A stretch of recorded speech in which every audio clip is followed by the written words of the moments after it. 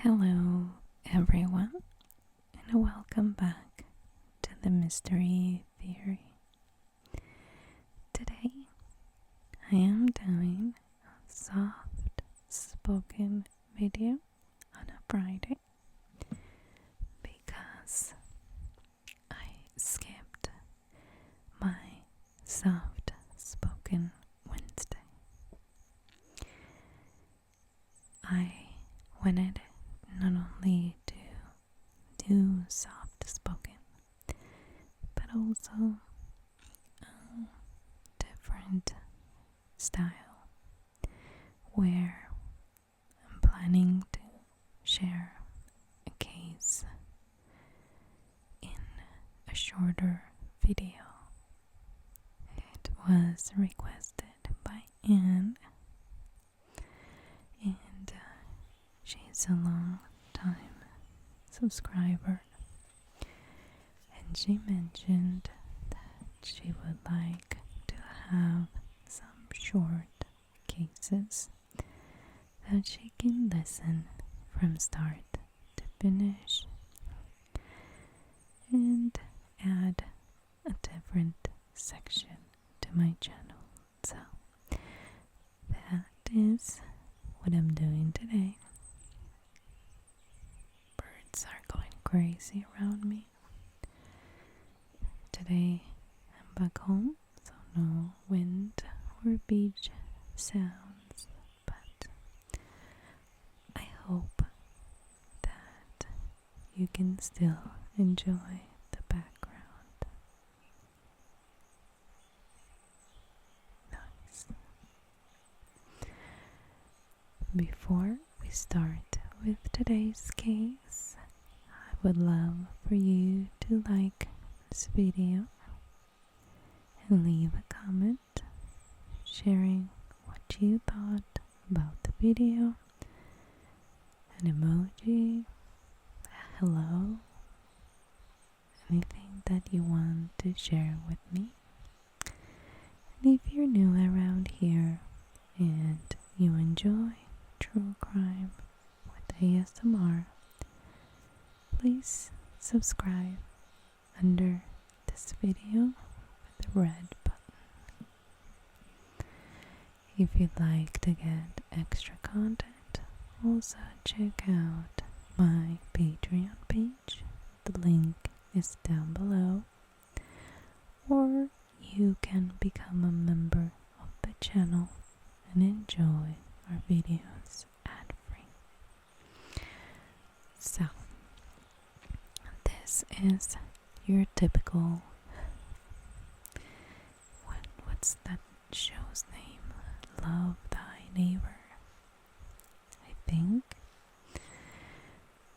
it's really the case of a neighborhood dispute that ended horribly. Now, if I remember, I'll add a couple of other videos I have related to this neighborhood feud gone wrong, but I do have some on my channel. Today is about Anne Hoover, who lived in a tiny community in Pittsburgh.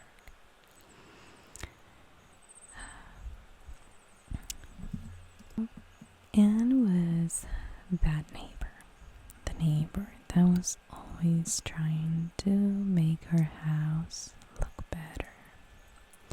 She was always working in some kind of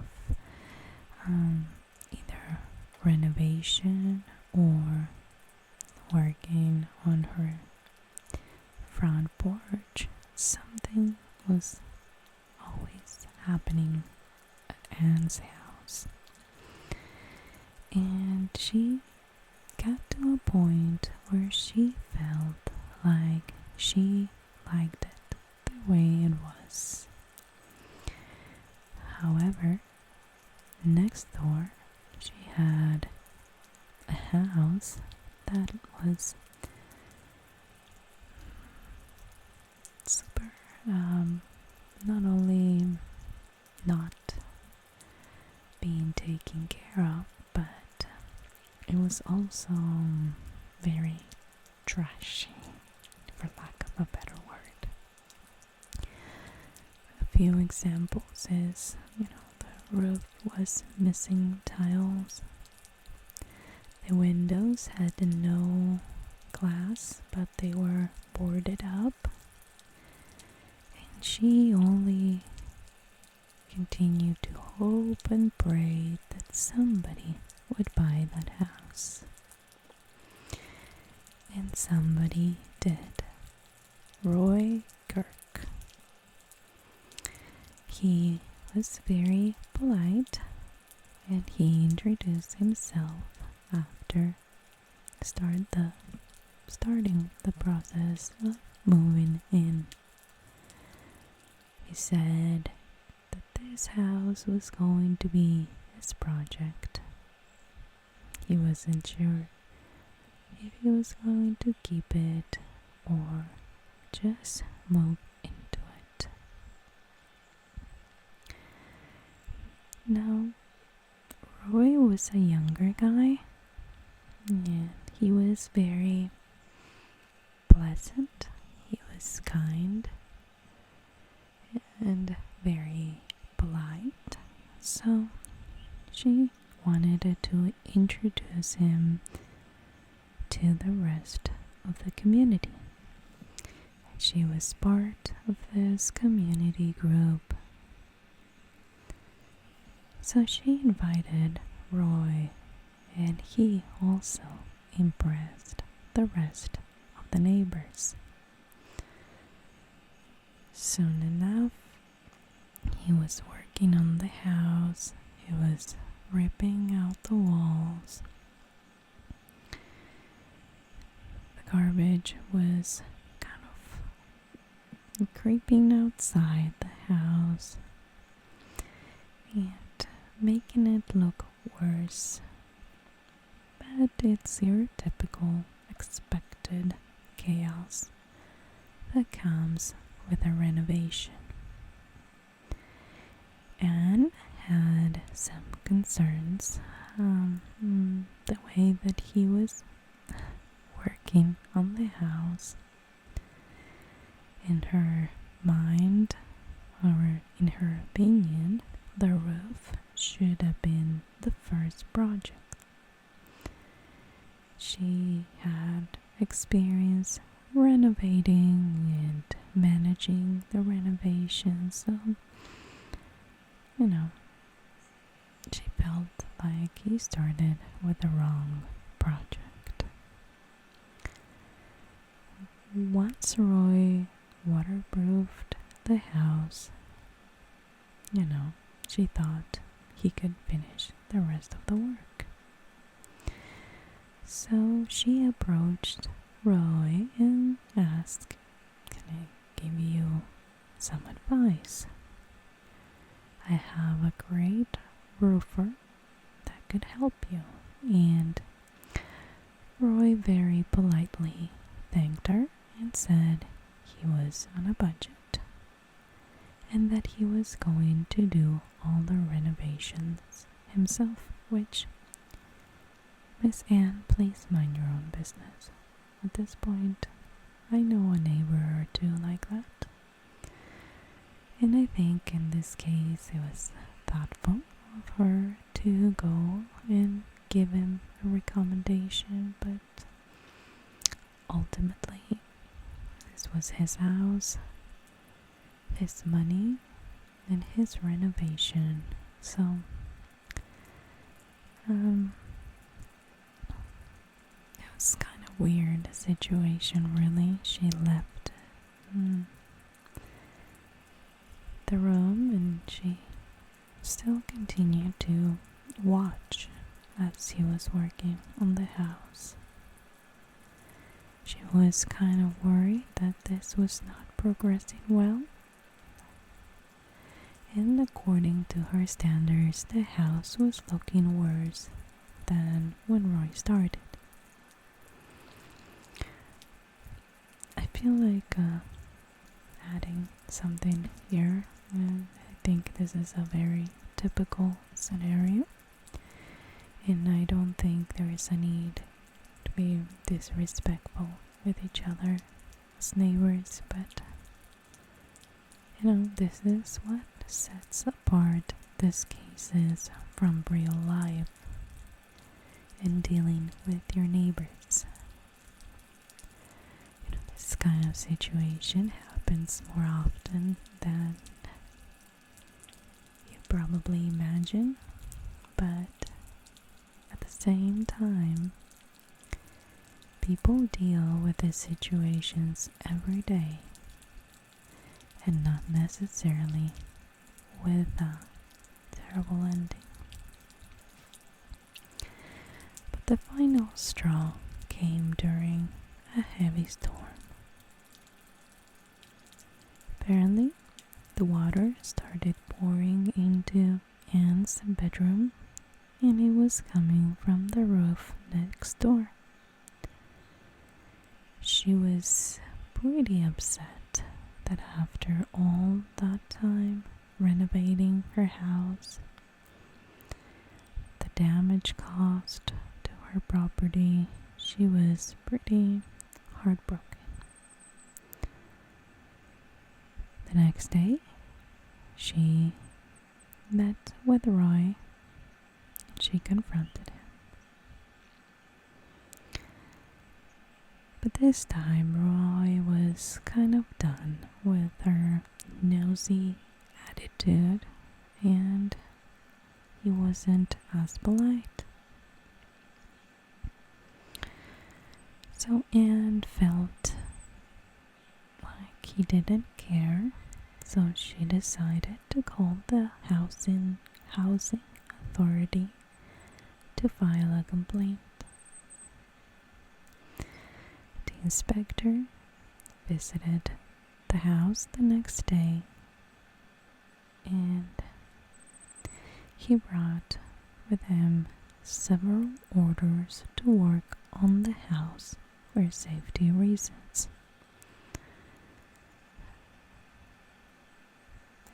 To make things worse for Anne, that was the same day when she saw a rat coming from the pile of garbage next door. Time went by. She could tell that Roy was not doing any work on the house, so she took legal action against him. The rest of the neighbors supported her. It made sense that now that this was looking even worse, their house prices were going down, and the court case was very successful. They have enough evidence, so the judge awarded Roy with some fines and stated the house most likely should be demolished.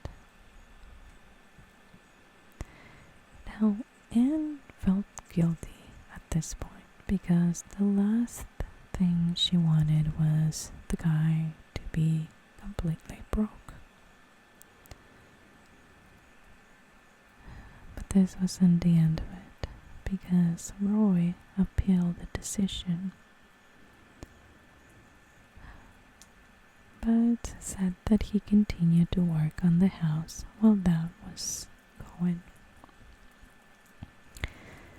The day before the appeal, Roy turned up at the house for the first time since the court case.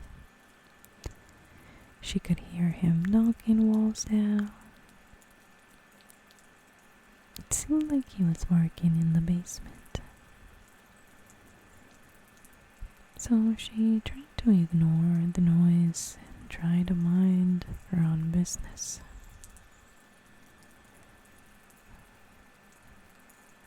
So she met with a few neighbors after that, and they were going to pick her up in the morning to show up for the appeal. That night, or later on the day, she went upstairs and she was very worried about the noise next door, but she needed a good night's sleep, so she went to bed.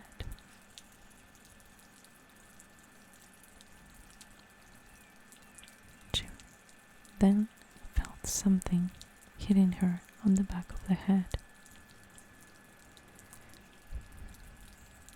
The next morning, neighbors went to pick up Anne, and there was no answer.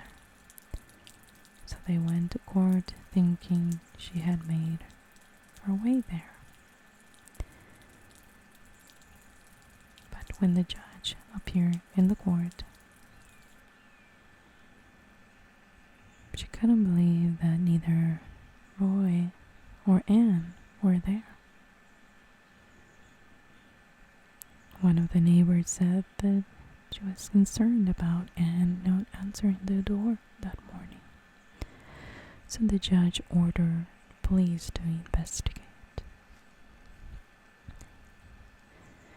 When they arrived at Anne's house, they located a spare key with the help of a neighbor. They went in and noticed her keys, wallet, and court documents on the table. They went and looked upstairs and they saw blood near the bathroom, but still could not find Anne. So they went to the house next door. They walked in and they found Roy in the basement. One of the officers took him outside while the rest of the officers searched the house. Roy looked terrible. He had some dirty jeans. He had lost a lot of weight, so they were even too big for him. And when they went back downstairs, the police did, they found a mannequin without arms and legs in the corner. And that's when they found a hole between the two properties with enough space for a man to crawl through. What they thought it was the mannequin was actually the torso and the head of Anne Hoover. So they arrested Roy.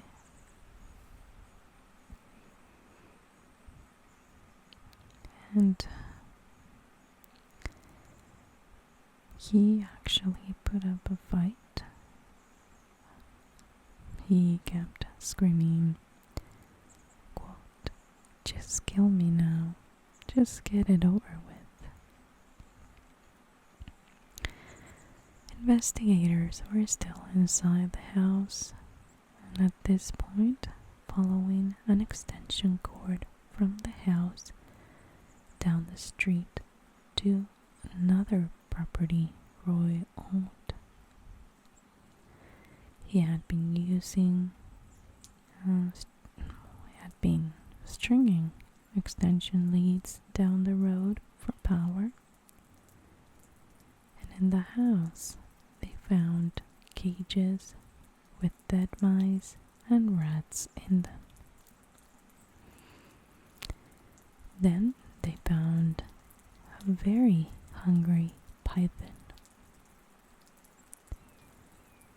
Apparently, Roy had been feeding the snake from the cages below.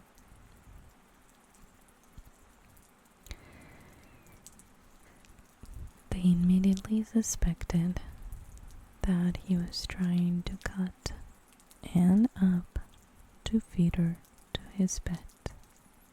Now, police took Roy to the local police station where the charges being filed and the questioning. But when the police opened the van door, they found he had hung himself from the top of the cage using his belt. That is beyond me. I cannot understand how that can happen while in police custody, but we're gonna just not focus on that. But now going through evidence, police learned that Roy made a hole between the two properties, and that's how he entered Anne's house. He knocked her unconscious, dragged her to his property, strangled her with an electric cable, and started dismembering the body. They can only assume that once he was in the police van, he had loosened his belt and pushed it through the bars before it left. He had enough time to loop it around his neck and hung himself while his arms were restrained behind his back. Now, I think at this point it is very clear that he felt like that was the only way out. And the amount of, I don't even know what to call it, but I mean, to do that to yourself, and I just can't even imagine how desperate he must have been. Now, Anne always was a good neighbor. And she was a very loved member of the community. So on June 1st, 2002, would have been her 50th birthday, community gathered to celebrate her memory, and enjoy this little gathering with friends, neighbors, and also to dedicate the small park at the corner of Jefferson Drive and Country Lane that now has the name Anne Allison Hoover Memorial Park. As for the houses, they were both bought and renovated. 2 new families now live there. However, it's unclear really if they know the story behind those houses. Now, I want to end this case with a few thoughts, and I don't know.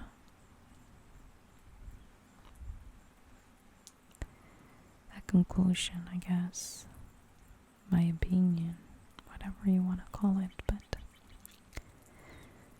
this kind of cases shows us that there is something different in somebody's head that, under a normal or typical neighborhood or typical problem that most of us encounter in life,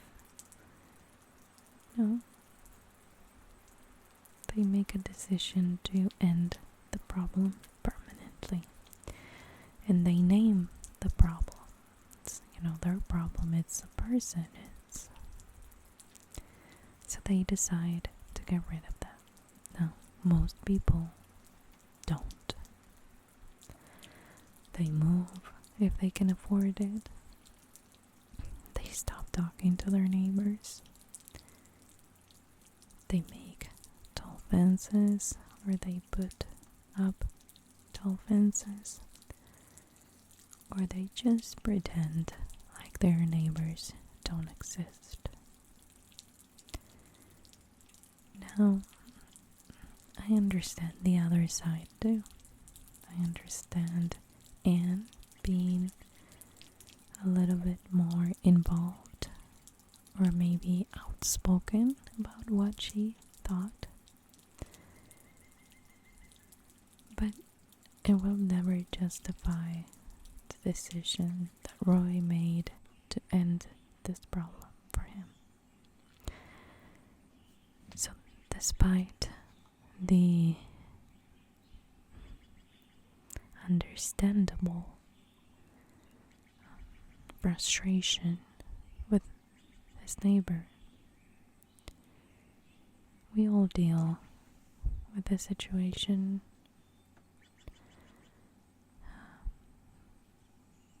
sometime throughout our lives. If we move to a neighborhood that tends to look one way, and then all of a sudden somebody moves in and makes it look a different way, and you kind of feel like that's part of your community, so you want it to look a certain way. Or you could be on the other end, where you're trying your best, yet it's gonna take a while until your house looks the way that you think should look. In the end, all I'm trying to say is, this is the kind of thing that always makes me wonder what happens through somebody's mind when they decide to end their problems this way. If you were in a situation like this, I'm sure you never even contemplated the idea of doing something like this. So, it's the same trigger with a different outcome. A different way of dealing with a situation. The same one, really. So it's easy to understand Anne, and it's easy to understand Roy. But what is really inexcusable is the way that he dealt with the problem. It's really, I don't want to call it stupid, but it's an unnecessary ending of a life for a neighborhood dispute. There's always a way out. There's always something you can do. So why choose that route? That, my friend, is still the mystery that keeps me researching true crime cases. So thank you so much for being here today. I truly appreciate your support. If you're still there, let me know in the comments. The minute 29. And I'll talk to you guys on